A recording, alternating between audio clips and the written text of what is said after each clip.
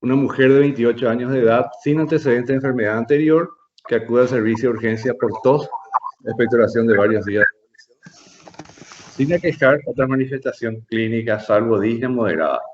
Al examen del tórax se ocultó abolición del murmullo vesicular del emitórax derecho. Bueno, ustedes todavía no están no dieron semiología, pero al conocer el estetoscopio, ¿verdad? Con el estetoscopio se ocultan los pulmones y la respiración, al ocultar la respiración, a eso se le llama murmullo vesicular, ¿verdad? Que puede estar aumentado o puede estar disminuido, o en el caso de esta paciente, está abolido, o sea que no se oculta nada en el emitórax derecho. Entonces, llega a la urgencia, se le pide una radiografía de tórax y es esta imagen. Ustedes ven del lado derecho que está todo blanco, ¿verdad? Está todo ocupado por algo ahí, ¿verdad? Y el lado izquierdo, o sea, el corazón desplazado un poquito hacia la izquierda y vemos en el lado izquierdo, ¿verdad? El pulmón normal. Esta es una imagen típica, ¿verdad? De un derrame pleural, extenso e importante, ¿verdad? Que en el caso de la señora, por la historia, ¿verdad? Se asocia a un cuadro infeccioso, una neumonía con un derrame pleural. A ese derrame pleural le llamamos derrame paraneumónico, ¿verdad? Bueno, estamos ya entrando, quise darle nomás a entender con esta historia clínica, ¿verdad? Que es una patología que sí vamos a verla frecuentemente y esta es la manera de presentación. Entonces, para recordar un poquito, ¿qué es la pleura? Bueno, la pleura es una serosa, ¿verdad? Ustedes saben que es una serosa que rodea a los pulmones, ¿verdad? Y la separa de la caja torácica, del corazón y del mediastino. Y tenemos ahí, ven ustedes, una pleura parietal, ¿verdad? Que es la que está relacionado con la caja torácica, con el corazón y el mediastino, y abajo con el diafragma, y una pleura visceral, ¿verdad? Entonces, eso es, en este espacio hay una pequeña cantidad de líquido normalmente, ¿verdad? Que no pasa los 3 mililitros.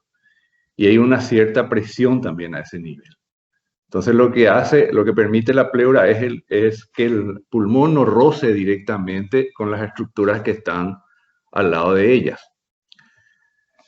Cuando por algún motivo se inflama, en el caso de una infección, entonces aumenta la cantidad de líquido dentro de ese espacio, del espacio entre la pleura parietal y la pleura visceral. Entonces aumenta el líquido y eso se le llama derrame pleural. Puede acontecer también que se rompa la pleura visceral y salga el aire de los pulmones y entre la cavidad en el espacio pleural. Y eso se llama neumotórax, ¿verdad? Porque, o sea, que entrada de aire en el espacio pleural y queda otro tipo de patologías también. O puede ocurrir que se produzca una neoplasia dentro de la pleura también, ¿verdad? Entonces, las enfermedades pleurales básicamente son el derrame pleural que puede ser de varias etiologías, por varias causas que vamos a ir viendo, el neumotórax, ¿verdad? Que es aire dentro del espacio pleural, o un proceso neoplásico, o un cáncer de la pleura. Entonces acá vemos otra vez, ya en cortes anatómicos, la pleura. Este es un corte para ir acostumbrándonos a la imagen que nos va a dar la tomografía axial computarizada y la resonancia magnética nuclear. Ven acá los pulmones, acá están las costillas y los músculos intercostales, ¿verdad? Y ven acá en granate sería esto, lila, ¿verdad? Nosotros los varones para los colores cero, las chicas me van a decir qué color es esto, ¿verdad? La pleura parietal y la de celeste, ¿verdad? Es la pleura visceral. ¿Verdad? Lo mismo acá, vemos ahora una imagen, esta sería la imagen que veríamos en una radiografía de tórax, ¿verdad? Y esta es la posición que ocupa, esta es la imagen que veríamos del pulmón derecho y del pulmón izquierdo. Y esto sería el espacio ocupado por el corazón y esto el espacio ocupado por el mediastino. Y entonces ahí también se ven, esta sería la cúpula pulmonar, costal y diafragmática. Y ahí vemos también la pleura visceral y la pleura parietal. Aquí cambió de lado, ¿eh? Bueno, decíamos que en la pleura, ¿verdad? Aparte de una pequeña cantidad de líquido, hay también una presión, ¿verdad? Entonces ahí vemos que la pleura parietal tiene una presión hidrostática de 30 centímetros de agua, el espacio pleural menos 5 centímetros de agua y la pleura visceral 11 centímetros de agua. También hay una presión oncótica que está dada por las proteínas, la pleura parietal de 34 centímetros de agua, el espacio pleural de 5 centímetros de agua, entonces va a ser 0 ahí, ¿verdad? Y la pleura visceral, una presión oncótica de 34 centímetros de agua. Bueno, esto que nos... la suma, o sea, la resta de esto sería 4 centímetros de agua, 10 o 0, ¿verdad? Y 23. ¿Estos números nos sirven a nosotros? No, ahora no, tampoco no se preocupen, no les vamos a preguntar estas cosas en el examen, esto lo manejan los especialistas, ¿verdad? Pero simplemente para que vean que no es una cuestión estática también lo de la pleura, sino que es algo dinámico, ¿verdad? Dinámico, ¿verdad? Entonces, como les decía, las enfermedades de la pleura pueden ser por líquido, ¿verdad? Dentro de la pleura, donde llamamos derrame pleural, por aire, ¿verdad? Donde llamamos neumotórax, o por tumores. Entonces, el derrame pleural es un aumento del líquido del espacio pleural, el neumotórax presencia de aire en el espacio pleural y los tumores neoformación en el espacio pleural. Se pueden presentar dos de ellas o se pueden presentar las tres juntas también. O sea, no necesariamente el derrame pleural es algo totalmente ajeno al neumotórax y a tumores. De acuerdo a una misma patología, por ejemplo, los tumores podrían presentar un neumotórax y también un derrame pleural asociado. ¿Cuánto líquido hay en el espacio pleural? Normalmente de 1 a 3 centímetros cúbicos. ¿Cuál es la utilidad? Como dijimos, ¿verdad? Que es la interacción pulmón-pared torácica, ¿verdad? Para el roce, porque el pulmón se estaba moviendo todo el tiempo, ¿verdad? Con cada inspiración y expiración. Entonces el roce es constante. Entonces impide ese roce con las estructuras, con la pared torácica, con el corazón que están vecinos, ¿verdad? Entonces el aumento patológico de este líquido pleural le llamamos derrame. Entonces ahí va a aumentar las fuerzas hidrostáticas, van a disminuir las fuerzas oncóticas que habíamos visto los números ahí. Esos números no interesan, pero tenemos que saber, o sea, que aumentan la fuerza hidrostática, disminuyen las fuerzas oncóticas y también las enfermedades de la pleura o del pulmón subyacente alteran ese líquido, ¿no? O sea, una neumonía que esté dentro del pulmón por contigüidad inflama la pleura, entonces aumenta el líquido de la pleura. Entonces, algo externo totalmente a la pleura misma puede aumentar el líquido de ella. Lo mismo en la insuficiencia cardíaca, ¿verdad? Donde hay una disminución de la presión oncótica, hay líquido, aumento del líquido dentro de la pleura, ¿verdad? Y no tiene absolutamente nada que ver directamente con la pleura, sino que es un efecto ya secundario de la insuficiencia cardíaca en sí. ¿Cómo se presenta el paciente con una patología, una enfermedad de la pleura? Se presenta principalmente con dolor. O sea que vamos a decir, el síntoma más importante de la pleuritis o pleuresía, que es una terminología ya más antigua, y hoy en día ya no hablamos de pleuresía, ¿verdad? Hablamos de pleuritis o derrame pleural o neumotórax, es el dolor, ¿verdad? ¿Cómo es el dolor y dónde es el dolor? El dolor generalmente suele ser precordial, o sea, se presenta como, a veces como un infarto agudo de miocardio, ¿verdad? O sea, le duele el pecho, le duele el centro del pecho, ¿verdad? Entonces eso nosotros asociamos, ¿a qué asociamos? A un infarto, ¿verdad? O sea, que es un diagnóstico diferencial con el infarto. Otras veces cuando el derrame es importante, duele donde, lógicamente va a ser más en las bases, entonces duele más en la región infraescapular del lado que esté el derrame, y si son los dos lados, duelen los dos lados. Cuanto mayor es la cantidad de líquido dentro de la pleura, ¿verdad? Dentro del derrame, mayor el derrame, va a ser más intenso el dolor. Hay un caso clásico que se ve en jóvenes, ¿verdad? Que es, de repente el paciente está a lo mejor caminando o viendo televisión y siente un súbito dolor de pecho muy intenso. A ese dolor de pecho muy intenso se le asocia una dificultad respiratoria brusca, ¿verdad? Eso generalmente, cuando es un paciente joven que no tiene ningún antecedente patológico personal o familiar de interés, lo asociamos a un neumotórax espontáneo, ¿verdad? O sea, tanto el neumotórax como el derrame pleural, como por supuesto las patologías oncológicas de la pleura, producen dolor. O sea, el síntoma principal es el dolor.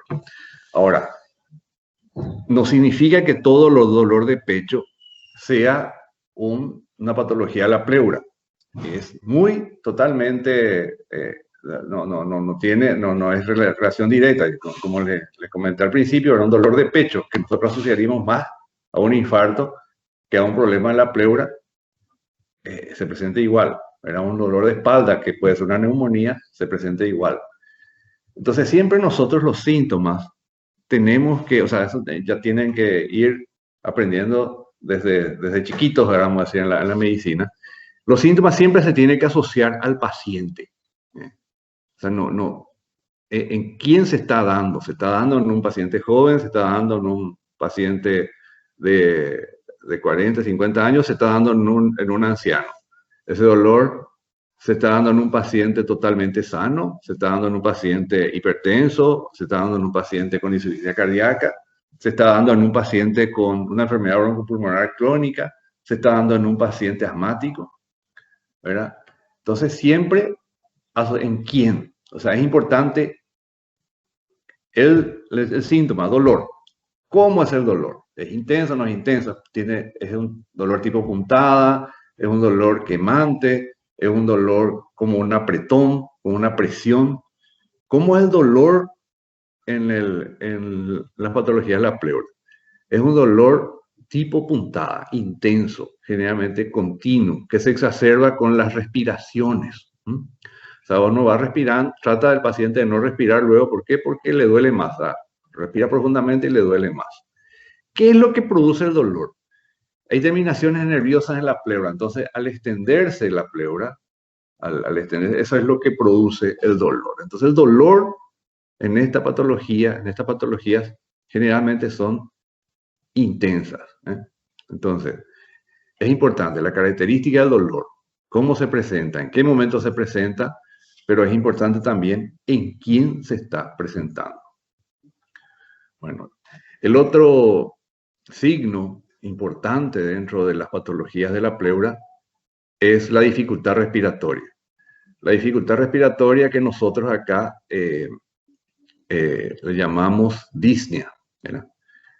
Y a diferencia de la disnea, de la insuficiencia cardíaca, de las patologías cardíacas, que es una disnea progresiva, la disnea en las patologías de la pleura no se relacionan con el... Miren quién ya quiere participar en la... Vamos.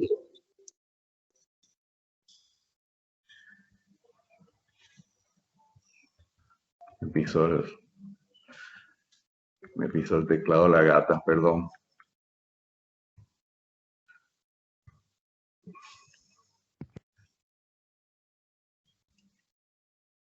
¿Me están siguiendo? No les escucho.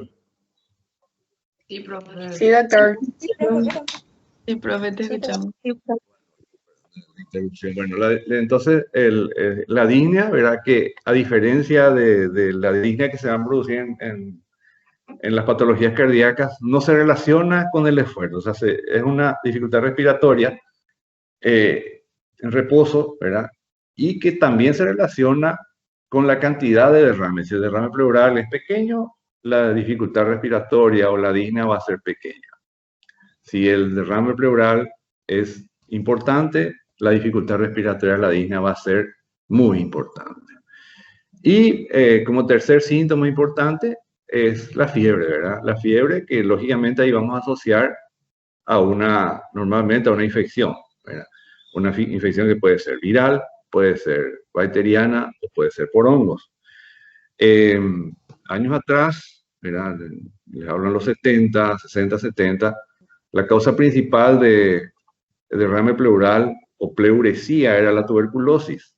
Eso terminó, pasó, pero a mediados de los 80, ¿verdad? Hasta nuestros días, por el aumento del HIV, del SIDA, vuelve a ser la patología tuberculosa una causa importante de derrame pleural de origen infeccioso. Las neumonías, cualquier tipo de neumonía bacteriana puede dar derrame pleural y indica peor pronóstico para la neumonía. O sea, cuando hay neumonía con derrame pleural, eso es de peor pronóstico. Y es más frecuente en los niños. Los niños. Ahora, ¿qué encontramos? Eso es, entonces, son los síntomas. Tres síntomas cardinales: dolor, dificultad respiratoria y a veces fiebre. ¿Cuáles son los síntomas? Frémito. ¿Qué es el frémito? Bueno, al examen físico, cuando nosotros examinamos a un paciente, ¿verdad?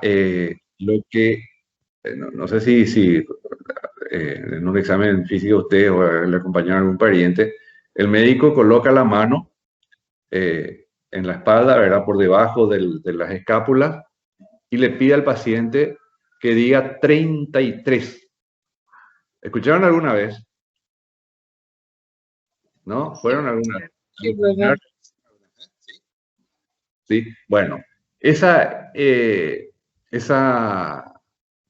¿cómo le voy a decir? Esa maniobra clínica, ¿verdad? De pedirle al paciente que diga 33 es para captar las vibraciones con la mano, ¿verdad? Entonces, y eso se le llama frémito normal, ¿verdad? O sea, que pone el palpo, pone la mano, la palma de la mano y se siente una vibración ahí 33 en la mano.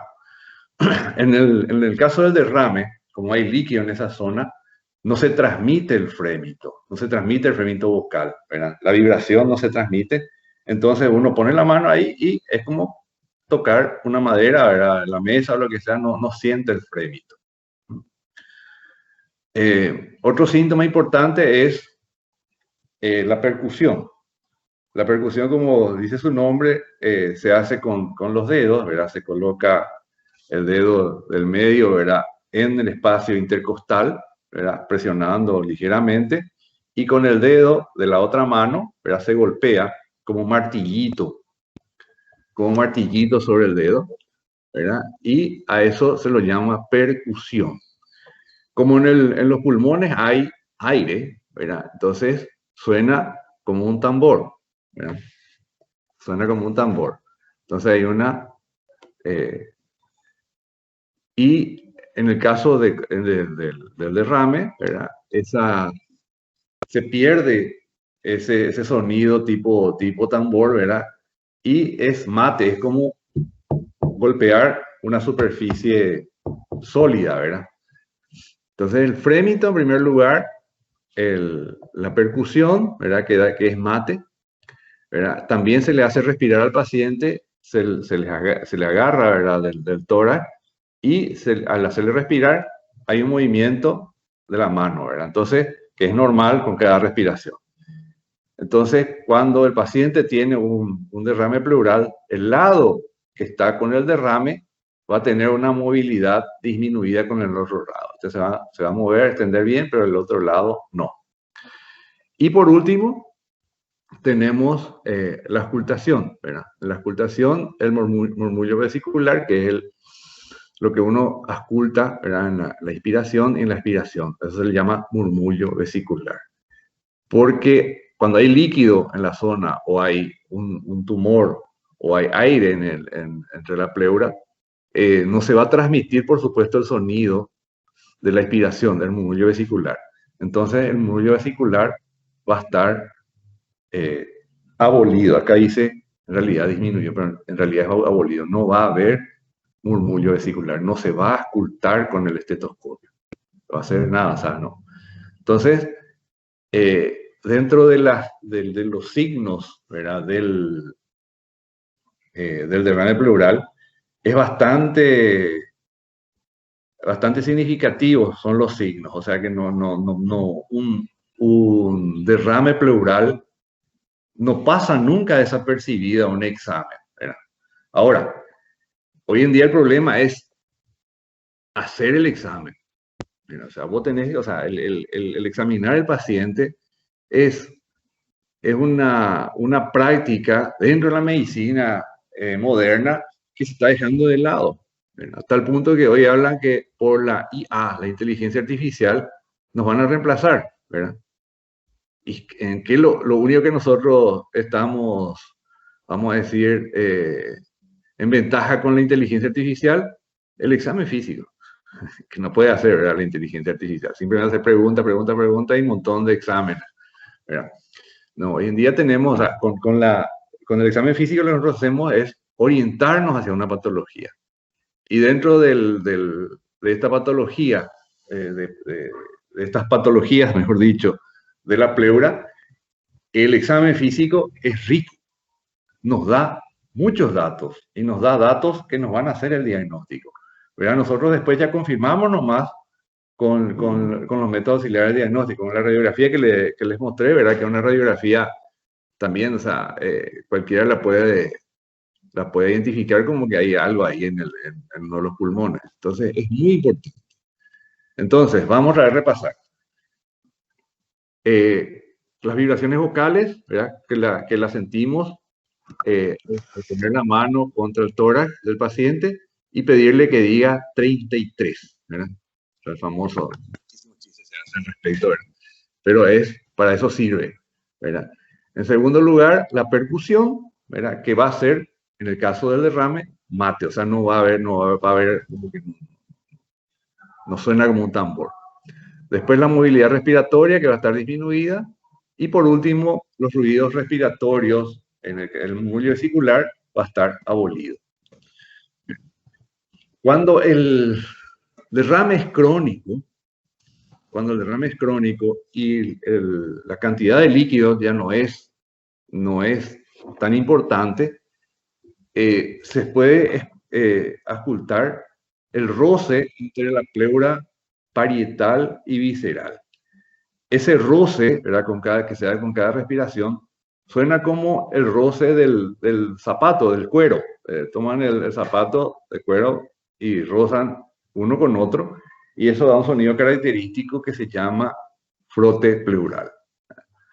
Eso ya necesita a lo mejor un oído más entrenado, pero en realidad es reconocer nomás, porque es bastante fuerte el ruido cuando se lo ausculta.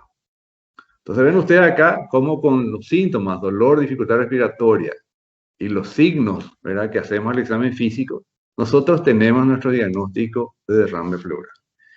¿Qué hacemos después? ¿Qué hacemos después? Y tenemos que ver las características de ese derrame. Entonces necesariamente vamos a ir probablemente a un método ya invasivo, ¿verdad? Pero tenemos, como siempre, o sea, siempre tenemos que ver entonces la enfermedad y en quién se está dando, en qué enfermo se está dando esa enfermedad. O sea, ese derrame pleural es en un paciente joven, no tan joven o viejo, es en un paciente totalmente sano o es en un paciente que ya tenía una patología. Entonces, eso nos da una orientación clínica. ¿Entienden? O sea, signos y síntomas y en qué paciente. O sea, no es, o sea, si nosotros hacemos siempre esa esa disquisición, no solo en esta patología, en todas las patologías, ¿verdad? Que vamos a ver, siempre tenemos que ver eso, ¿verdad? O sea, los signos y síntomas y en quién se da. O sea, no hay enfermedad, hay enfermos. O sea, una enfermedad tiene estas características en uno y en otro va a tener otras características. ¿Ok? Bueno, entonces por las características vamos a entrar ahora en el derrame pleural. Por las características del derrame pleural, puede ser de dos tipos. Pueden ser trasudados o exudados. En los trasudados, ¿verdad? Vemos en el líquido generalmente menor cantidad de proteínas. En el exudado vamos a ver mayor cantidad de proteínas. Los trasudados generalmente vemos en patologías sistémicas, ¿verdad? Como en la insuficiencia cardíaca, la insuficiencia renal, la insuficiencia hepática, como hidrotórax hepática. Y los exudados, ya con mayor cantidad de proteínas, vemos en aquellos pacientes con inflamación de la pleura, los derrames paraneumónicos, ¿verdad? Que le había dicho, ¿verdad? Los pacientes con neumonía que pueden tener un derrame, se llama derrame paraneumónico. En un cáncer, en una enfermedad del colágeno tipo lupus eritematoso sistémico, artritis reumatoidea. Entonces es importante, son los tipos de derrame pleural, trasudados y exudados. Dentro de las enfermedades de la pleura, por entrada del aire, tenemos los neumotórax, que pueden ser espontáneo primario, el caso del joven que le había dicho, secundarios, ¿verdad? Que pueden ser por traumatismos, atención o hidroneumotórax. Se presenta tanto un derrame pleural como un neumotórax, ¿verdad? En el caso de los procesos infecciosos y neoplásicos. Y los tumores pleurales que pueden ser locales, que son los mesoteliomas, que es el mesotelioma, o metastásicos, que son los más frecuentes. Bueno, esta es una radiografía donde ven acá la silueta cardíaca, y acá está ocupada por algo más también, en la silueta cardíaca, el hemitórax derecho y el hemitórax izquierdo, completo, ¿no? Y acá, este esquema muestra dónde está el derrame pleural en la radiografía, ¿verdad? Ocupa todo este espacio así, ¿eh? Esto sería posterior, ¿eh? Posterior. Acá vemos entonces en la radiografía el pulmón derecho, normal, la silueta cardíaca, y acá vemos que esto está blanco, esta zona, ¿eh? Y esta es la zona del derrame pleural. Es un derrame pleural izquierdo, ¿eh? Esta es la imagen típica del derrame pleural, importante ya, ¿eh? Bastante importante. Acá vemos, esta es la silueta donde debería estar el pulmón, la silueta cardíaca, aquí, ¿verdad? Y el pulmón izquierdo. Acá no vemos nada, vemos todo blanco. ¿Por qué? Porque está ocupado totalmente por líquido, ¿verdad? Está un derrame pleural extenso del lado derecho, inclusive desplaza al corazón, ¿verdad? La silueta cardíaca hacia la izquierda, un poquito hacia la izquierda. Esto es un derrame pleural visto de costado, ¿verdad? O sea, este es el pulmón, ¿verdad? Y esto es todo líquido. Este es el diafragma, esto es todo líquido.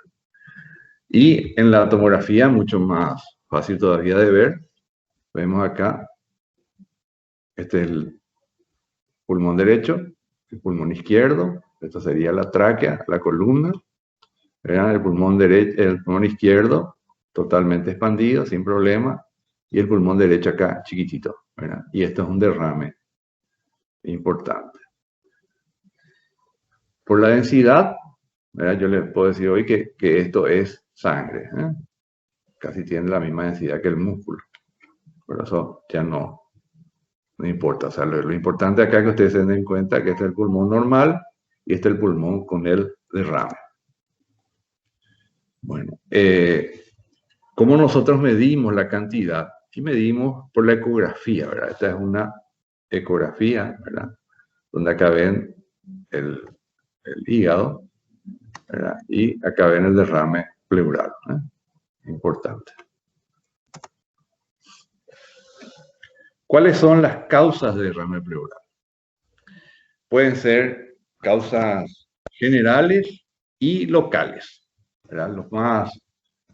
Lo más frecuente es que tengamos un derrame pleural en la insuficiencia cardíaca congestiva, ya cuando, por supuesto, la insuficiencia cardíaca es avanzada, ¿verdad? Está ya, empiezan a verse pleural, puede haber poquito derrame pericardio, inclusive derrame a nivel del abdomen, ¿verdad? O sea que todas las serosas generalmente se llenan de líquido que no deberían estar. Entonces, la insuficiencia cardíaca congestiva es una causa importante de derrame pleural.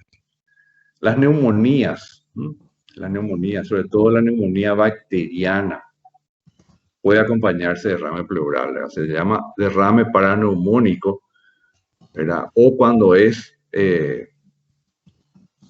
o directamente de la pleura solamente, ¿verdad? Después las enfermedades malignas que pueden ser secundarias o primarias, el mesotelioma, o secundario a otra zona. El tromboembolismo pulmonar puede dar también derrame pleural, las enfermedades virales, la cirrosis hepática, las enfermedades gastrointestinales, las enfermedades del colágeno, que son el lupus, la artritis reumatoidea, y como causa importantísima también de derrame pleural está la tuberculosis. ¿Y qué hacemos después que tenemos ya el diagnóstico clínico, ¿verdad? Por los signos y síntomas y por las imágenes, ¿verdad? Que es la radiografía o la tomografía, tenemos que evaluar el líquido pleural. ¿Y eso cómo hacemos? Punzando, ¿verdad? Retirando líquido, ¿verdad? Y ahí, ¿qué es lo que vamos a ver? Vamos a ver qué tanta proteína hay, ¿verdad? En el líquido, y comparamos con el líquido, con el suero, también con la sangre, ¿verdad? El líquido pleural y la sangre. El LDH se compara el líquido pleural con la sangre, la glucosa y el pH del líquido y la cantidad de células que hay. Una cosa importante, cuando tenemos una insuficiencia cardíaca, por más grande que sea el derrame, el tratamiento no es el retirar el líquido de la pleura. ¿Por qué? Porque eso se va a volver a formar, se va a volver a tener derrame. O sea, sacamos una vez, va a volver a tener, sacamos otra vez, va a volver a producir. Entonces, en la insuficiencia cardíaca lo que tenemos que tratar es la insuficiencia cardíaca. Eso mismo va para el caso de la insuficiencia renal, es menos frecuente, pero también para la insuficiencia renal. O sea, no porque el derrame sea importante, ¿verdad? Y rápido traigan un tubo, vamos a ponerle un tubo, vamos a hacer una toracocentesis de este paciente, vamos a sacarle el líquido que tiene en la pleura. No, o sea, hay que tratar la insuficiencia cardíaca. Esta es la toracocentesis, ¿verdad? Se hace una punción, ¿verdad? Con una aguja gruesa. Por supuesto, primero se hace una anestesia local. Ahí ven ustedes que hay una BON, ¿verdad? Que está un poquito hinchado, ¿verdad? Donde se colocó la anestesia local. Se punza, ¿verdad? Y se palpa, para punzar, se palpa las costillas y se punza por encima del borde superior de las costillas. Se punza por encima del borde superior de la costilla y uno va atravesando las capas. Al llegar a la serosa, al llegar a la pleura tiene una consistencia dura, entonces hay una cierta resistencia a la aguja y uno al punzar, siente como una cosa más dura ahí y va aspirando, o sea, va metiendo la aguja y al mismo tiempo aspirando hasta que salga el...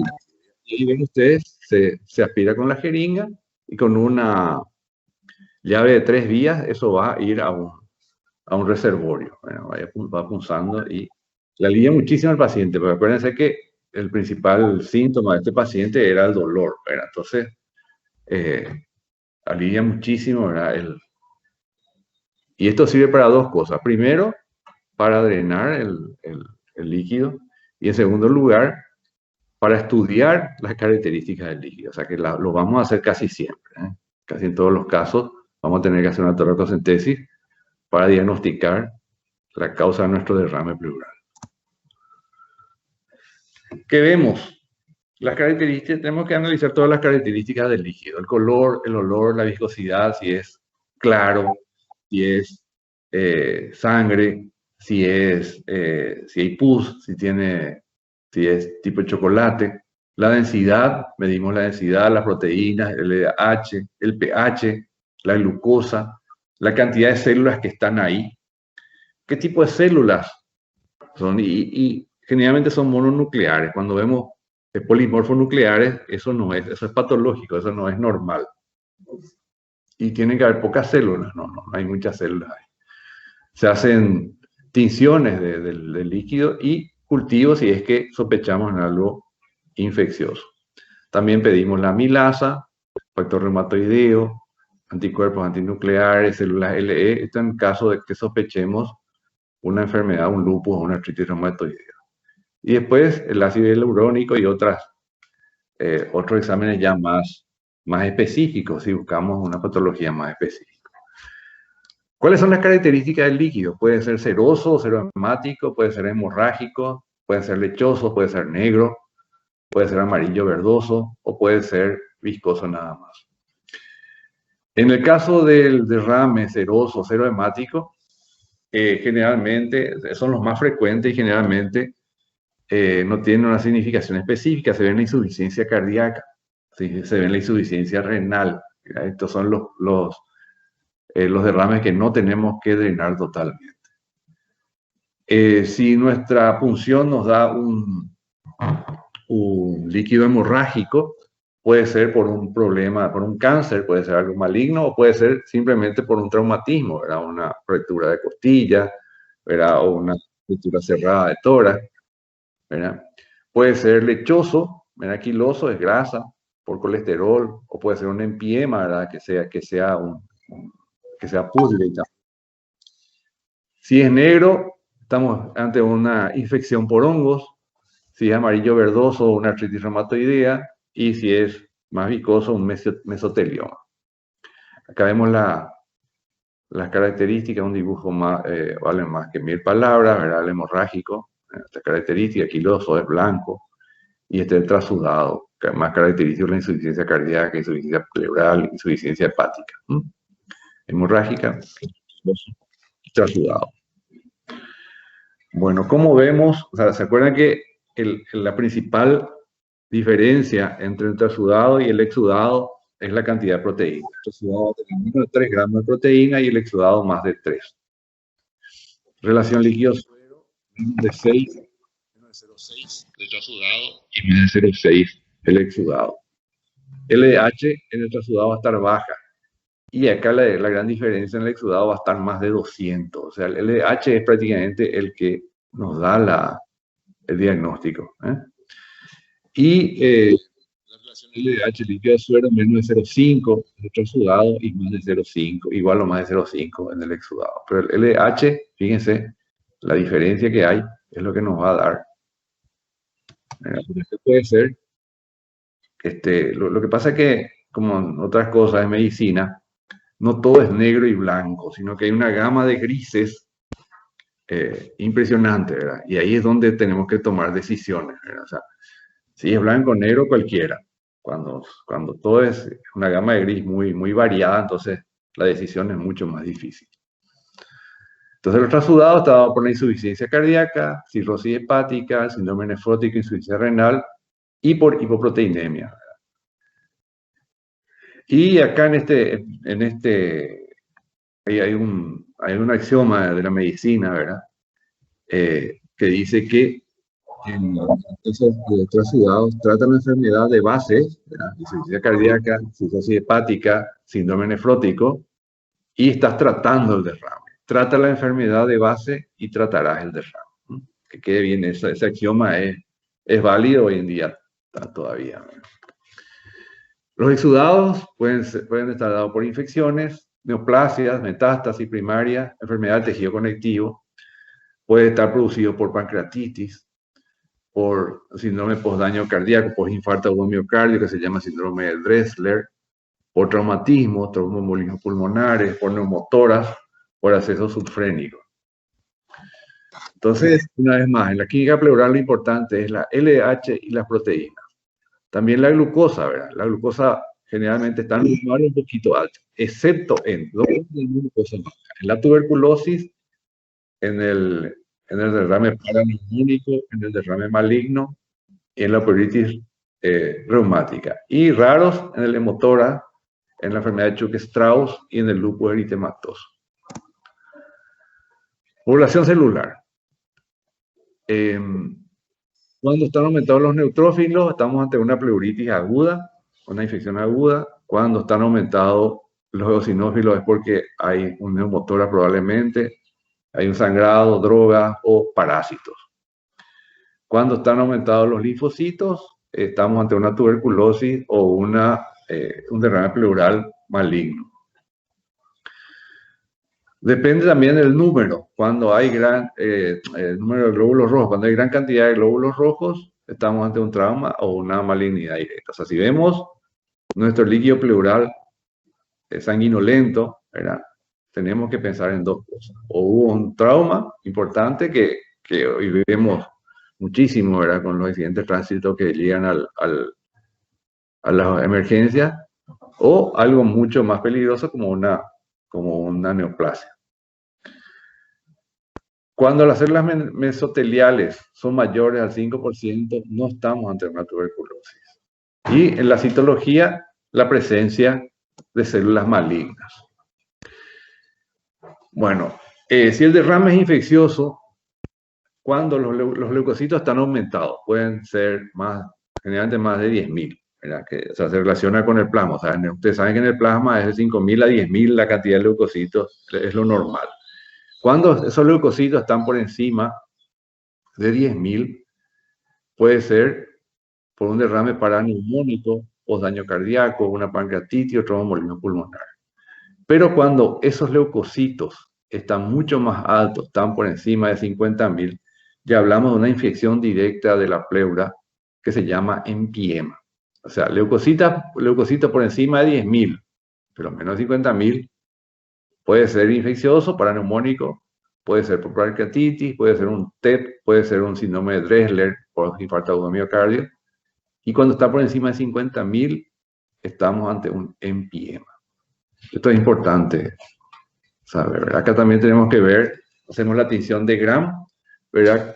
¿Para qué hacemos una tinción de Gram? Para ver si eso está producido, es una neumonía bacteriana por Gram positivo o Gram negativo. O podemos hacer una tinción de Par, que es para ver si tenemos tuberculosis, si el derrame está producido por la tuberculosis. Después hacemos, aparte, esto se hace un frotis pronto, temprano, o sea, del mismo líquido. Después podemos hacer cultivos en anaerobiosis, vemos bar y hongos también. Un tercio, o sea, uno de cada 3 derrames es un derrame pleural infeccioso, que puede ser bacteriano, derrame pleural paraneumónico, un empiema, por una micobacteriana tuberculosis o micobacteriana tuberculosa, que es mucho menos frecuente, y las micosis. Y los malignos, entonces, están asociados a cáncer que pueden ser primarios o metastásicos, ¿verdad? Los metastásicos son los más frecuentes, un cáncer de pulmón, cáncer de glándula mamaria o linfoma. Y primarios, el mesotelioma. Entonces, ¿y cómo hacemos el diagnóstico? Porque el líquido pleural LDH va a estar elevado con proteínas bajas. Y la hemorragia vamos a tener en el 55% de los casos, más de la mitad. O sea, por eso es que cuando hay hemorragia, un líquido pleural, nosotros aspiramos y es hemorrágico, tenemos que pensar en un derrame pleural maligno, que casi siempre va a ser metastásico. Bueno, en el derrame Doctor, pleural... ¿te puedo preguntar algo? Hola, ¿sí? Hola. ¿Te puedo preguntar algo? Sí, sí, sí, sí, estamos. ¿El empedema es cuando se acumula pus o no? Sí, el empiema ya es cuando hay pus en la pleura, exactamente. El derrame paraneumónico, hay también un proceso de infección, pero no es pus, es una inflamación secundaria a una neumonía generalmente. Por eso se llama derrame paraneumónico. Y acordate que ahí, al aspirar el líquido pleural, vas a tener 10.000, más de 10.000 blancos. Pero en el empiema, ¿verdad? Que es pus, ¿verdad? Que vamos a tener más de 50.000 blancos. ¿Ok? Gracias. Bueno, cuando es el derrame pleural es maligno, la citología va a ser positiva, o sea, vamos a tener el tipo de celular que causa el cáncer en el 40-87% de los casos, o sea, es alto, es importantísimo por eso hacer la citología. Y eso se puede hacer por biopsia pleural cerrada, por toracoscopía o biopsia pleural abierta, o sea, ya no es solamente el estudio del derrame, sino que ya una biopsia pleural. La pleuritis tuberculosa sigue siendo en los países del tercer mundo la causa más frecuente de derrame pleural en ausencia de enfermedad pulmonar. Puede ser por una tuberculosis postprimaria en la mayoría de los casos y una enfermedad subaguda cuando se produce antes del mes de la enfermedad. La pleuritis tuberculosa tenemos una proteína aumentada más de 5, linfocitos más del 50%, o sea, no son neutrófilos, o sea, va a ser la diferencia principal con el paraneumónico, ¿verdad? O el empiema, donde van a ser neutrófilos, ¿verdad? En cambio, en la pleuritis tuberculosa vamos a tener linfocitos más del 50%. Solo las mesoteliales menos del 5%, o sea que nos aleja eso de un cáncer. Vamos a tener la adenosina desaminasa a más de 70 unidades por litro, ¿verdad? Y cuando tenemos menos de 40, ya podemos decir que no, es bastante específico también este examen, ¿verdad? Para descartar una tuberculosis, porque si no vamos a tener que esperar el cultivo que nos puede llevar hasta un mes. Entonces, esta prueba de adenosina desaminasa en el líquido pleural nos hace un diagnóstico de tuberculosis cuando está más de 70 unidades por litro. Después tenemos el interferón gamma, ¿verdad? Que tiene que estar, que es bastante más específico todavía, más de 200 picogramos por mililitro. Y la tinción de 100 Nielsen, que casi siempre es negativa, ¿verdad? Que es lo que usábamos antes, lo que teníamos antes, ¿verdad? Pero era negativo y sin embargo no era, decíamos que no era tuberculosis. Es mucho más específico la cantidad de linfocitos, es mucho más específico la adenosina desaminasa, es mucho más específico el interferón gamma, pero tenemos que hablar de la tinción de 100 Nielsen porque históricamente era lo que teníamos, ¿no? Y los cultivos positivos solamente se ven en menos del 25%. O sea, cultivar la tuberculosis, o sea, hacer el diagnóstico por cultivo, nos da muy bajos réditos, menos del 25%. Las biopsias pleurales, más del 60%, ¿verdad? Una biopsia, 3 biopsias al 80%, y cultivo de biopsia, la biopsia nos da un 90% de diagnóstico. Es difícil hacer diagnóstico de la tuberculosis, ¿verdad? O sea, la sospecha de repente es fácil, pero hacer el diagnóstico final, ¿verdad? O sea, decir, certificar que esto es una tuberculosis no es tan fácil. Por eso es que necesitamos todos estos datos, ¿verdad? La suma de estos datos. Otro capítulo aparte, importante dentro de los derrames pleurales, está dado por las enfermedades del tejido conectivo, el lupus eritematoso, la artritis reumatoidea, donde vemos en la artritis reumatoidea una apariencia colesterínica, o sea, de colesterol, ¿verdad? Acá ven la imagen de la derecha, una glucosa disminuida y el factor reumatoideo que se ve en sangre se ve muy elevado, 1 en 320, o sea que no va a ser la punción probablemente el diagnóstico, probablemente el diagnóstico nos va a hacer la prueba de factor reumatoideo en sangre.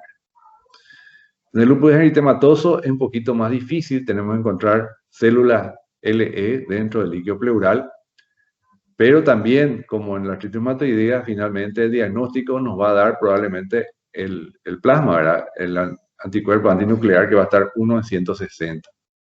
Y los complementos bajos. Dentro de las enfermedades del tejido conectivo están la linfadenopatía inmunoblástica, el síndrome de Sjögren, la fiebre mediterránea, Wegener, Churg-Strauss, que son mucho más raras, ¿verdad? Pero en estas dos patologías son bastante más frecuentes, ¿eh? Y pensar, una vez que tenemos un derrame pleural, hay que pensar en eso. Estas son las agujas para realizar las biopsias, ¿ven? Es como un gancho, ¿verdad? Lo que hace es agarrar una pequeña cantidad, una pequeña muestra de la pleura, ¿verdad? Y es agresiva, ¿eh? O sea que no es...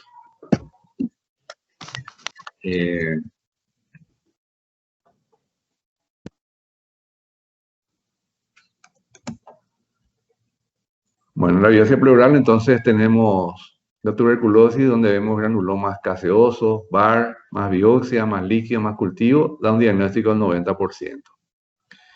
Y en el caso de un cáncer, la biopsia más el líquido nos da un 90% también de diagnóstico.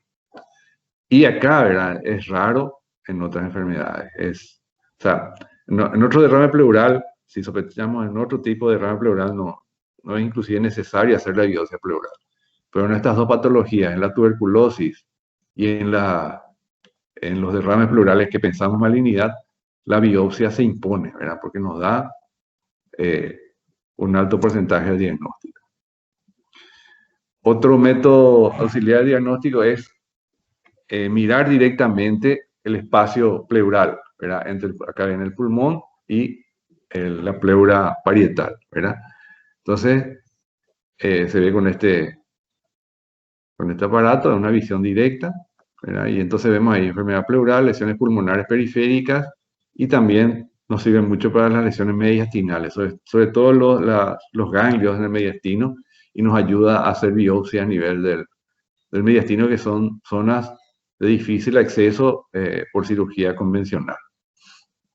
Entonces, la toracoscopía diagnóstica, otro método auxiliar de diagnóstico en estos casos. Bueno, terminamos entonces con derrame pleural. Vamos a ver un poquito sobre lo que la presencia de aire dentro del espacio pleural, que se llama neumotórax, ¿verdad? Que pueden ser por penetración de la pared torácica, traumatismos o iatrogénicos, por algún daño que causamos nosotros mismos. Eso se llama iatrogénico, ¿verdad? De la pleura. Y lo frecuente son la colocación de vías centrales, ¿verdad? O sea, en los pacientes en terapia intensiva, en los pacientes graves, en los pacientes que necesitamos darle grandes cantidades de líquido o tener mediciones directas de parámetros cardíacos y pulmonares, le instalamos una vía central, generalmente en el cuello o en la subclavia, ¿verdad? Es un procedimiento muy frecuente en terapia intensiva, ¿verdad? Entonces, el paciente muchas veces está con alguna patología donde la expansión pulmonar en los vértices sobre todo es mayor.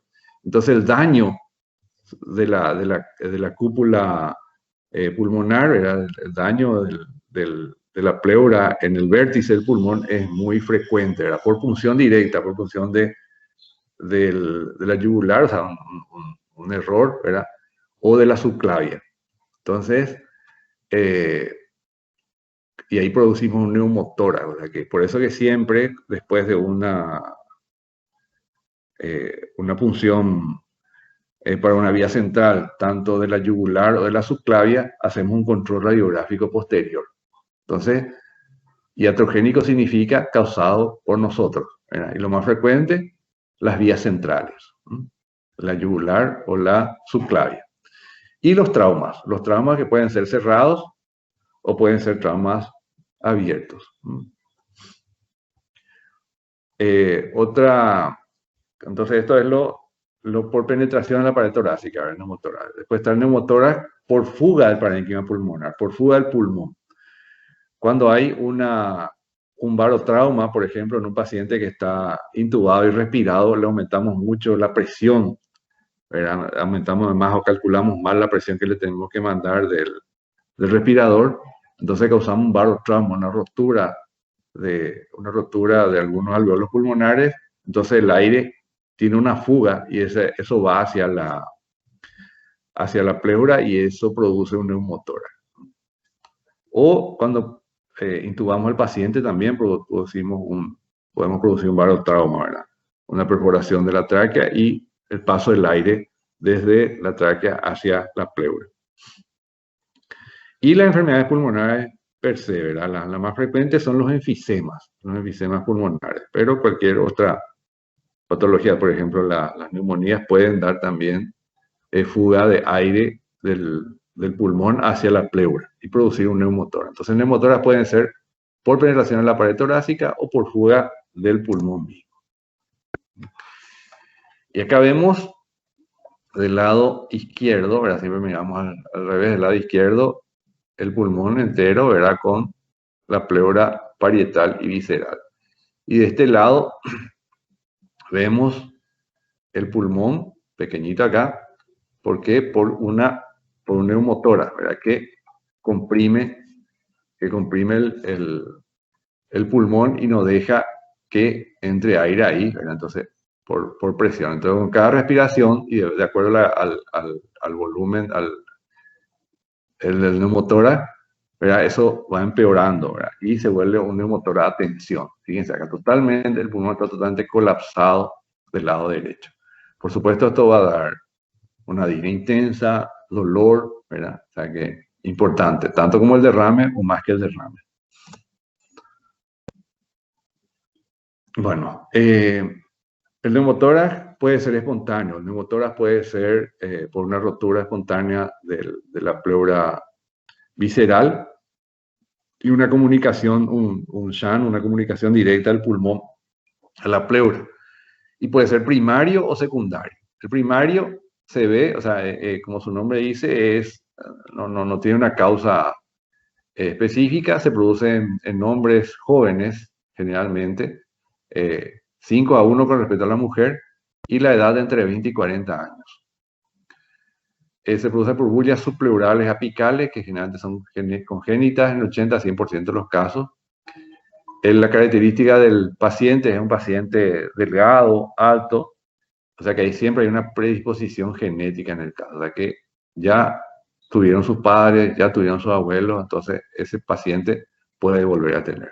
Entonces tenemos que sospechar en un paciente joven, delgado, alto, que nos llega a la urgencia con mucha dificultad respiratoria y dolor de pecho intenso, primario. Solamente la alta sospecha nos va a hacer el diagnóstico. Y lo más frecuente son los neumotórax secundarios, por una enfermedad pulmonar obstructiva crónica, por bullas, por asma, por tuberculosis y por HIV, SIDA, ¿verdad? El neumocitis cariño, que producen neumotórax. ¿Cuáles son los síntomas? Signo y signo importante. Dolor. El dolor que va a ser mucho mayor o peor cuanto mayor sea el neumotórax. El dolor torácico agudo y dificultad respiratoria. Y los signos, ¿verdad? Que vamos a encontrar en el pulmón, la movilidad disminuida, ¿se acuerdan? La expansión respiratoria disminuida. El frémito vocal abolido, o sea, no vamos a tener frémito. Le decimos que diga 33 y no vamos a sentir la vibración en nuestras manos. Acá, a diferencia del derrame pleural, o sea, va a ser una percusión timpánica también, y el ruido respiratorio va a estar abolido. Perdón, acá en la percusión es timpánica. ¿Por qué? Porque el tambor, o sea, el sonido del tambor se va a escuchar más fuerte, porque acuérdense que es aire es lo que está debajo, lo que estamos percutiendo. Entonces la percusión timpánica, a diferencia del derrame pleural que era mate, no había sonido de tambor en el derrame pleural. Sí, en el neumotórax está aumentado, hay una percusión timpánica. Y los ruidos respiratorios, el murmullo vesicular va a estar totalmente abolido. Tenemos acá una imagen, ¿verdad? De este lado acá se ve, ¿verdad? ¿Cómo vamos a interpretar? El emitor es derecho, ustedes ven un pulmón normal, esta es la posición normal del corazón, ¿verdad? Y este sería el pulmón izquierdo. Acá vemos nosotros el pulmón derecho normal, vemos la silueta cardíaca, que acá está dibujada, desplazada hacia la derecha, y una hiperclaridad en el lado izquierdo, ¿eh? ¿Por qué digo hiperclaridad? Porque acá ustedes ven que el parénquima, o sea, se ven cositas blancas hasta prácticamente las costillas. Acá, sin embargo, vemos bien oscuro, ¿eh? Todo, ¿verdad? Porque hay aire, no hay parénquima pulmonar. Acá ven, ustedes, si se fijan bien, hay una línea acá, ¿eh? Y esta línea, la línea de separación entre el pulmón, ¿verdad? Y el aire en la pleura, entre el neumotor, ¿no? Linda placa. Acá vemos, ¿de qué lado acá está ¿de qué lado les parece que está acá el neumotor? A ver un poquito, chicos. Izquierda, ¿verdad? El izquierdo es este es el izquierdo, este es el derecho. Este es el corazón. A ¿De la qué lado te derecha. parece? Derecho, por ejemplo, Del lado derecho, correcto, porque el lado derecho se ve más oscuro, ¿verdad? Y si ustedes ven, se fijan bien, acá hay una línea, ¿verdad? Una línea que es la separación del pulmón, que está bien colapsado, ¿verdad? Hacia el corazón, ¿verdad? Y esto que es todo aire. ¿Ok? Y acá en esta otra radiografía, ¿dónde les parece que está el derrame? Digo, el neumotor. A ver. Derecho, profe. En el derecho, correcto. Y esta es una imagen muy linda, ¿eh? Porque acá prácticamente se ve, ven acá, desde aquí, ¿eh? Desde aquí van a...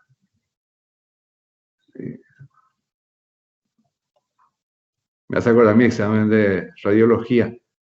Justamente me salió un paciente con un neumotórax, ¿verdad? Y era hermosa la imagen como esta, ¿verdad? O sea, me valió un 5. ¿Eh? Bueno, entonces acá vemos otras imágenes de la tomografía, ¿verdad? Donde ven acá se ve mejor todavía, ¿verdad? En el lado derecho, el lado izquierdo ven el parénquima pulmonar, bien conservado, y el lado izquierdo ven todo negro, y esto nomás es el parénquima pulmonar. O sea, es mucho más fácil, es mucho más, el diagnóstico es mucho más, ¿cómo le voy a decir? Más específico, mucho mejor se ve en la tomografía. Y acá ven también el derrame, la línea, ¿eh? Entonces el neumotórax.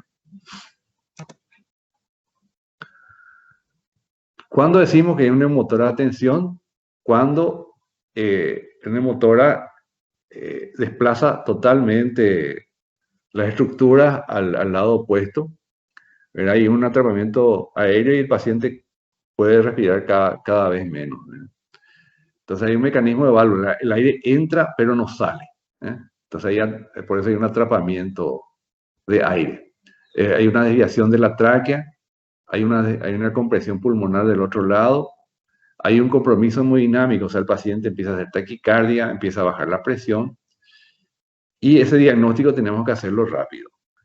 Ese diagnóstico tenemos que hacerlo rápido porque el tratamiento también es rápido si hacemos el diagnóstico. ¿Qué se hace? Se clava una agujita en el segundo espacio intercostal del lado del neumotórax. Una aguja y sale el aire ahí, ¿verdad? Como un globo, como pinchar un globo, ¿verdad? Entonces, es una emergencia médica en primer lugar. Una emergencia médica y el diagnóstico debe ser clínico, o sea, no vamos a esperar, no, llevar la tomografía. O sea, la tomografía es un estudio muy específico, muy práctico, muy rápido, todo, desde el punto de vista del diagnóstico. Pero trasladar al paciente hasta la sala de rayos, meterle en el tomógrafo, que haga lentamente las imágenes ahí, el paciente se puede morir. En esos instantes el paciente se puede morir. O sea, tiene que ser un diagnóstico rápido. Esto es un neumotórax, ¿verdad? Y punzar directamente en el segundo espacio intercostal para drenar el neumotórax. Neumotórax, atención, es una emergencia. Neumotórax es siempre una emergencia. Ahí ven, ¿verdad? Con una aguja simple, ven en el segundo espacio, acá está marcada la clavícula, ¿verdad? Se palpa la primera costilla y la segunda costilla, entre la primera y la segunda costilla, el segundo espacio intercostal, ¿verdad? Se presiona ahí y ahí se clava con una aguja. Y con eso hacemos una descompresión y le salvamos la vida al paciente, ¿eh? No solamente los síntomas que son muy, muy desagradables, sino que le estamos salvando la vida. Ahí vemos esta imagen, ven el pulmón acá, todo esto es aire, ¿verdad? Esto es un neumotórax a tensión. Ven cómo desplaza el corazón hacia el lado izquierdo. Acá sí que el desplazamiento es mucho mayor. Ven la tráquea, cómo se desplaza totalmente al otro lado. Y en la silueta cardíaca también, ¿verdad? Y todo esto es aire dentro de la pleura. Neumotórax a tensión. Le hacemos una punción aquí, ¿verdad? Con una pequeña aguja, solucionamos el problema.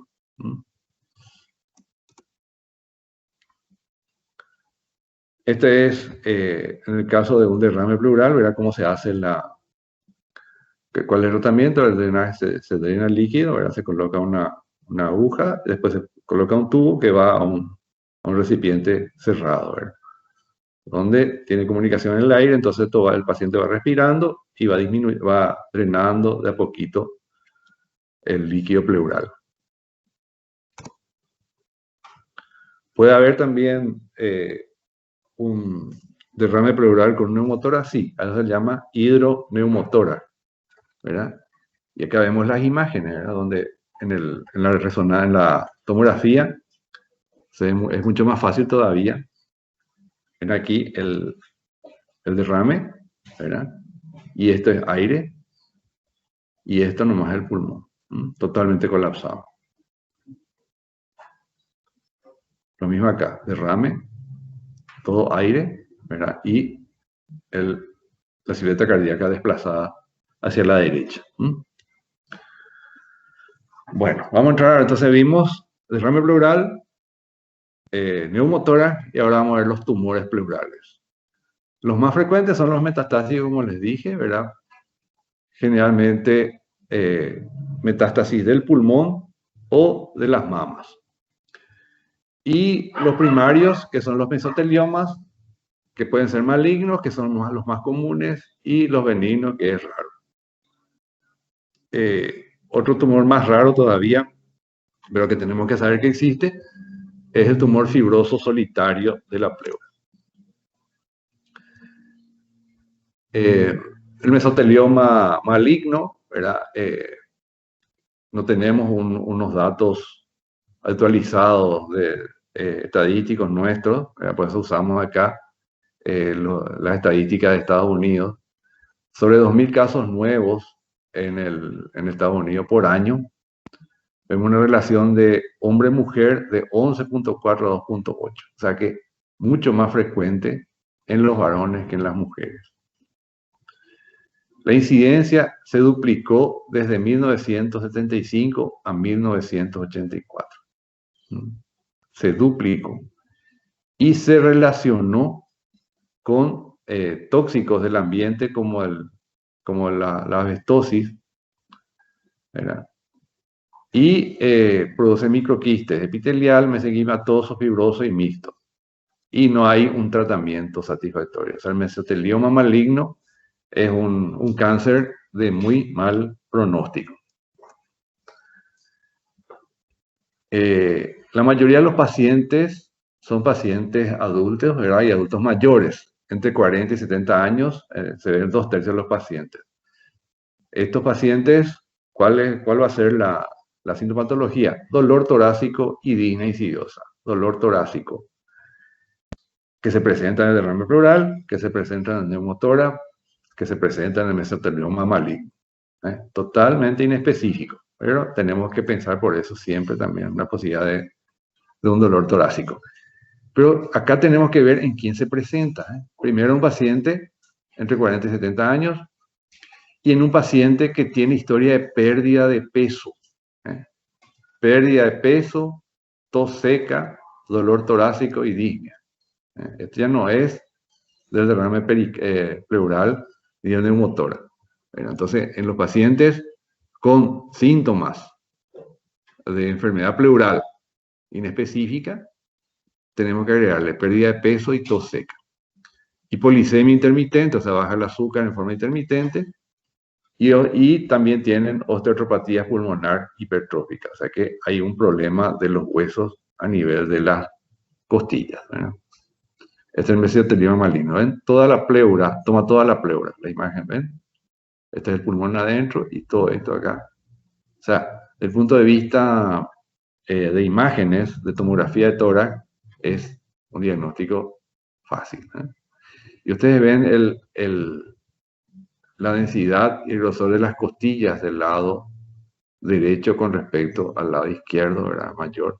Está tomado también, por eso hay un aumento de la calcificación de las costillas. A eso se llama osteoartropatía pulmonar hipertrófica. De un mesotelioma maligno, ¿verdad? Esta es la imagen. Acá ven, esto es el pulmón, parénquima pulmonar, este es el mesotelioma. El otro diagnóstico raro es el tumor fibroso solitario. Ven acá en la imagen, una pelota prácticamente que comprime el pulmón, acá acompañado de un derrame pleural importante. Y este es el enorme tumor.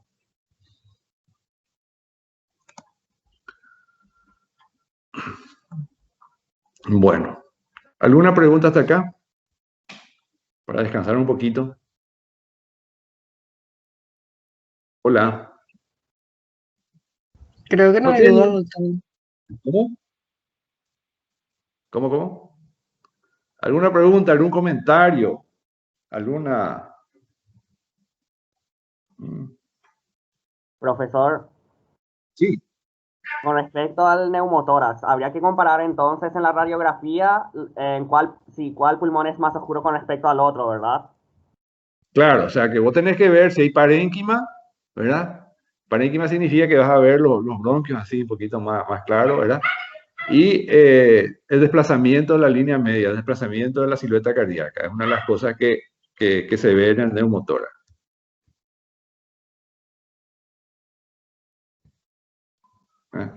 Desplazamiento. ¿Ven cómo está diferente el parénquima normal del otro lado izquierdo, que el parénquima está aquí nomás, y todo esto es aire, es oscuro, totalmente oscuro. No se ven estructuras de bronquios, ni vasos, ni nada. Entiendo, profesor, gracias. ¿Por qué? ¿Alguna otra duda, algún comentario?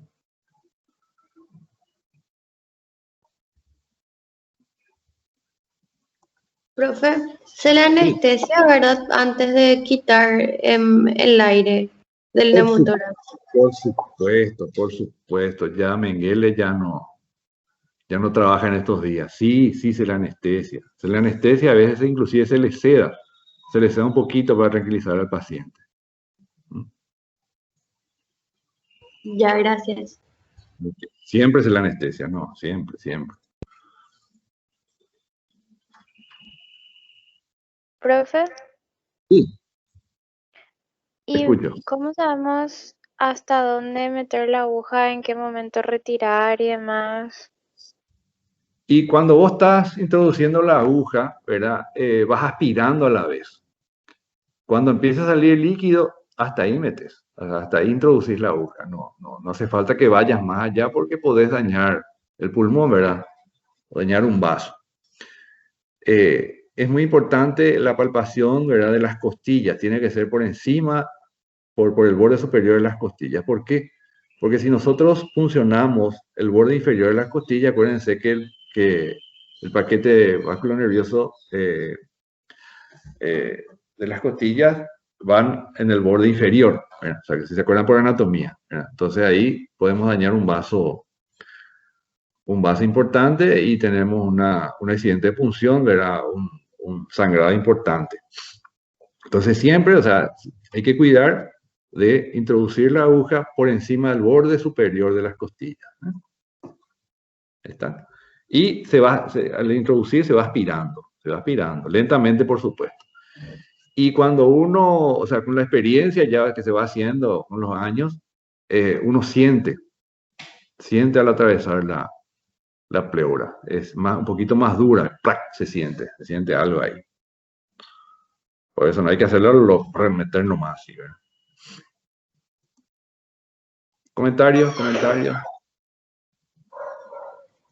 Profe, ¿y cuáles son los signos que tenemos que tener en cuenta para cuando le recibimos al paciente para saber que es un neumotórax?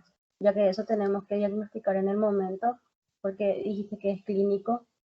Sí, y el dolor, la disnea intensa, ¿cómo se presentó? ¿Quién se presentó? Porque viste que el neumotórax espontáneo se ve en personas jóvenes, ¿verdad?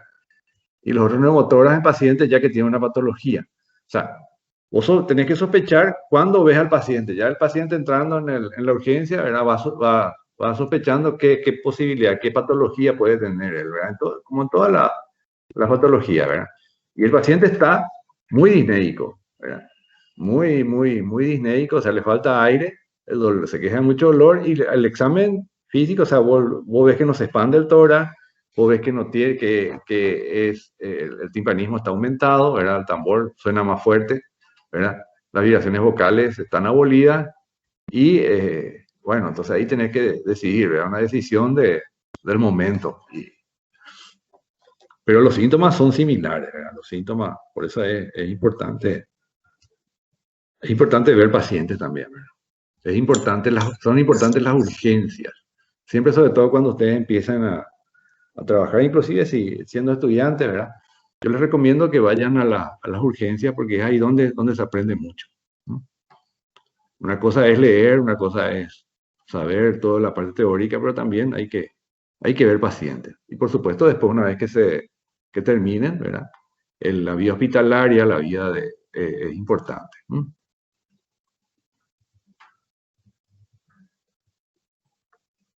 Bueno, ahora vamos un poquito otra patología, no precisamente de la pleura, sino más bien del pulmón, ¿verdad? Vamos a entrar un poquito en lo que llamamos atelectasia. ¿Qué es la atelectasia? Es la expansión incompleta de los pulmones, ¿verdad? Que puede ser, que generalmente se ven en los bebés, que es neonatal, o el colapso del pulmón previamente inflado. O sea, se infló el pulmón, pero hay algo que le está empujando, le está impidiendo que se expanda totalmente. ¿Y qué es lo más frecuente? Que haya una obstrucción a nivel de los bronquios, de las vías aéreas. Bueno.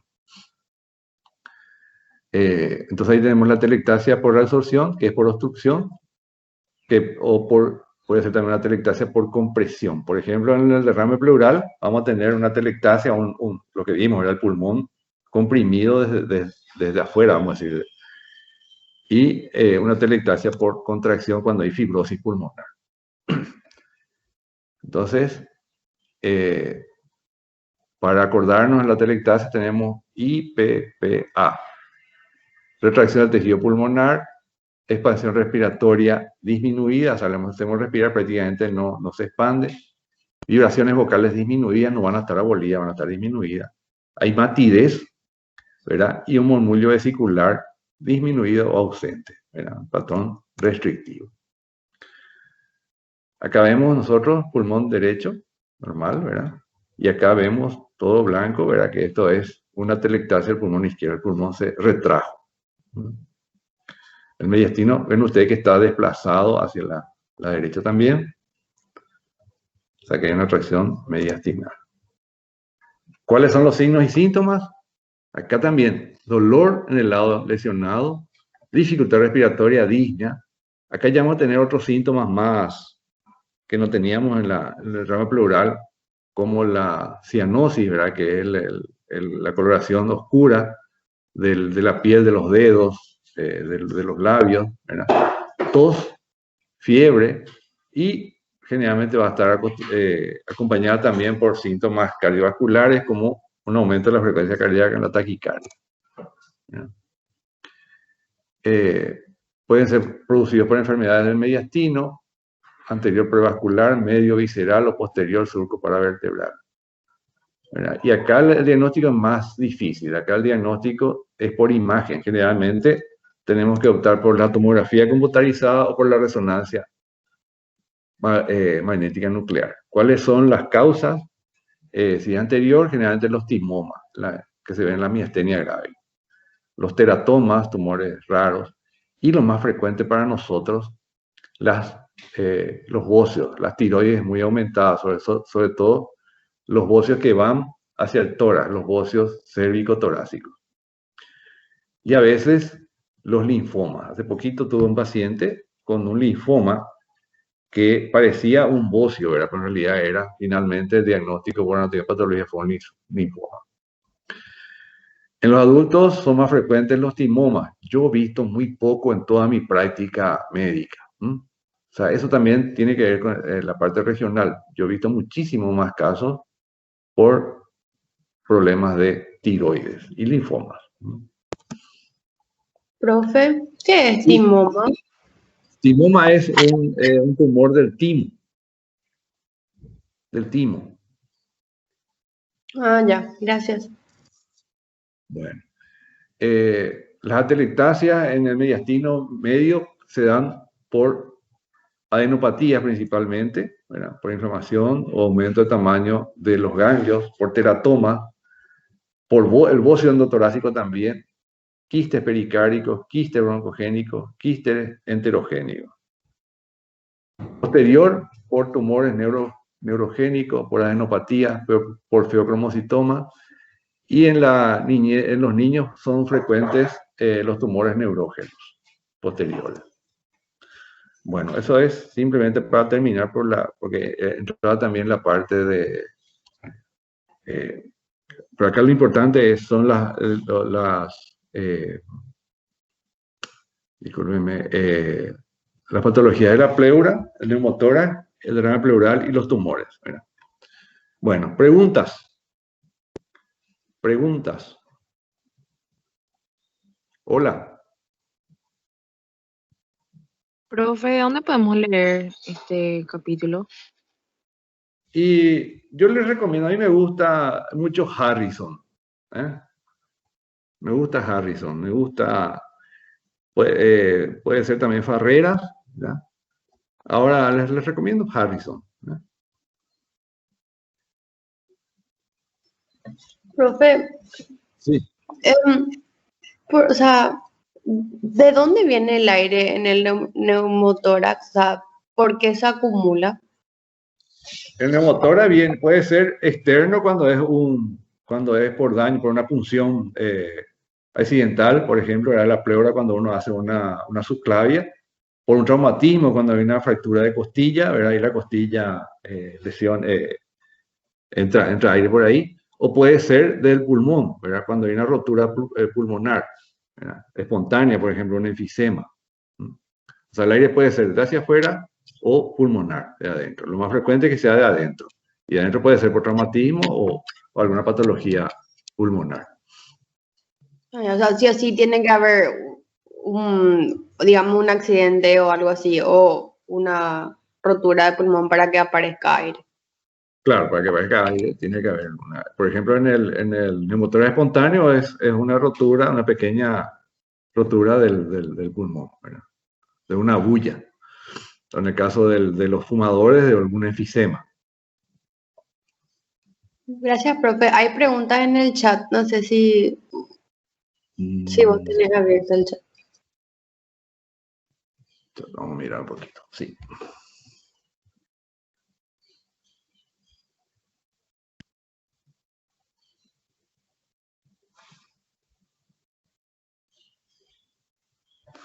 Bueno, acá dice una pregunta. En el neumotórax, atención, en caso de que el pulmón derecho pase al tórax izquierdo, ahí no le aprieta la vena cava superior que está llegando al corazón. Bueno, mira, el neumotórax, en realidad, atención, lo que hace es colapsar totalmente el pulmón, en este caso el neumotórax derecho, ¿verdad? No es que pasa al izquierdo, lo que hace es comprimir todas las estructuras hacia el lado izquierdo, pero hasta cierto punto nomás, no puede desplazar totalmente el corazón. Y puede, sí, comprime la vena cava superior, ¿verdad? Y al comprimir la vena cava superior, la sangre que llega desde la parte superior del cuerpo, ¿verdad? El cuello, el cerebro, todo eso, ¿verdad? Produce un edema importante que se llama edema en esclavina y que puede ser peligroso, puede ser mortal inclusive. Sí puede comprimir la vena cava superior. Eso puede dar un edema en esclavina y una situación grave.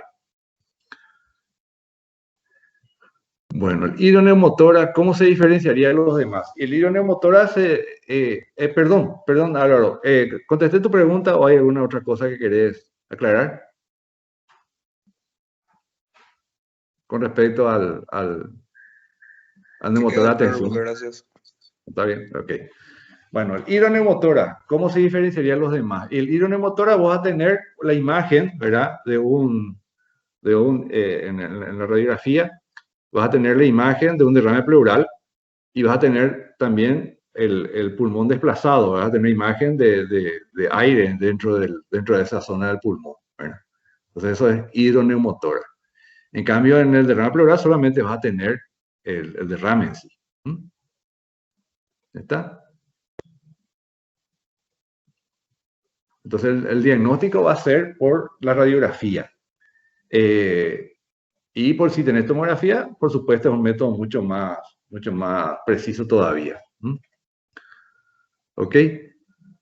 Nadir, ¿te contesté tu pregunta o hay alguna otra cosa? Gracias, profe. Sí, me respondiste. Profe, Sí. en el hidroneumotórax, ¿cómo sería el procedimiento? ¿Similar a todos los demás? ¿O cómo Sí, sería? en el hidroneumotórax vos haces, lo primero que tenés que hacer es drenar el aire, o sea, tenés que aliviar, entonces tenés que hacer la punción en el segundo espacio intercostal, ¿verdad? Y después le aliviás el derrame pleural poniendo un tubo en el tórax. Ahí ya, con ese tubo ya drenás ambos, pero al principio, o sea, cuando vas a hacer el procedimiento, cuando vas a hacer el diagnóstico, lo primero es liberar el aire, ¿verdad? Hacer la punción del neumotórax y después del derrame pleural. Gracias, profe. ¿Qué? Profe, Sí. y en el caso de, como mencionaste, si tienen un derrame pleural debido a neumonía, ¿cómo hacemos? O sea, le tratas su neumonía y también le haces una punción para sacar el líquido.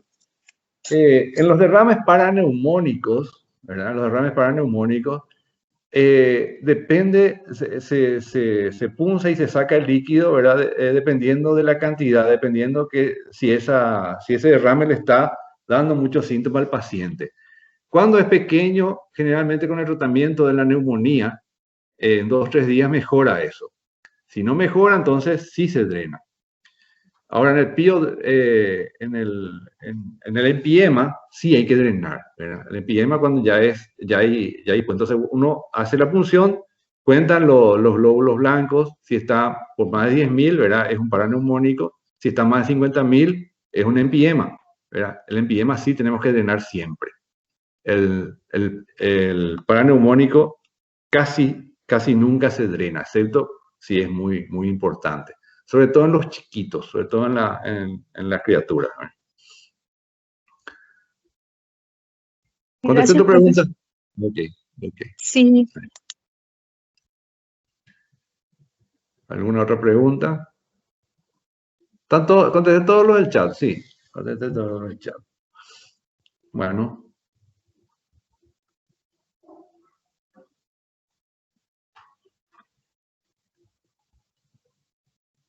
Bueno, yo creo que con esto terminamos la clase, ¿verdad? Un placer. ¿Profe? Sí, te escucho. ¿Estas clases se van a subir a la plataforma? O sea, Sí, estas presentaciones. sí. Están todas grabadas. Ah, ok. ¿Y los PPTs? También. Gracias, profe. No hay por qué. Bueno. Con esto me despido de ustedes. Un placer, lastimosamente no los veo, ¿verdad? Lastimosamente el feedback de alumno-profesor no es el mismo con esto, ¿verdad? Pero bueno, un gusto. Vamos a ver en la próxima clase. Cuídense del COVID. Chao.